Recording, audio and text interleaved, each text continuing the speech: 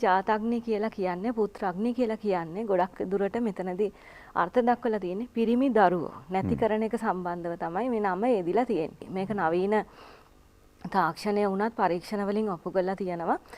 මොකද වැඩිපුර ඔක්සිජන් ප්‍රමාණයක් කලලයට අවශ්‍යයි, වැඩිපුර වේගකින් පිරිමි දරුවෙක් වර්ධනය වෙන නිසා ටිකක් ගැහැණු දරුවන්ට සාපේක්ෂව පිරිමි දරුවෝ වැඩිපුර ගබ්සා වෙන බවක් ආයුර්වේදයේ සඳහන් කරලා තිනවා අතීතයේ. මේ වාතය යම් කිසි තැනකදී විකෘති විදියට ක්‍රියා කරොත් එතනදී අපි ඒ රෝගී තත්වයටත් කියනවා උදාවර්තිනේ කියලා රෝගී තත්වයක්. ඩිම්බ කෝෂවල ලේ ගෙඩි ඇති කරන කාන්තාවන් එන්ඩෝමෙට්‍රියෝමා කියන අවස්ථාවේදී කාන්තාවන් අපි දකිනවා PCOS රෝගී තත්ත්වේ. එතනදී බොහෝ හෝමෝන අසමතුලිතතාවයට ප්‍රොජෙස්ටරෝන් හෝමෝනේ හරි ඌණයි. එවැනි රෝගී තත්වයක් තියෙන කාන්තාවක් ගබ්සා වීම 2ක් හෝ 3ක් අතීතයේදී වෙලා තියෙනවනම් ඇයට නැවත ගබ්සා වෙන්න තියෙන chances ගොඩක් වැඩි මේ තත්ත්වේ සුව කරගන්නේ නැතිව.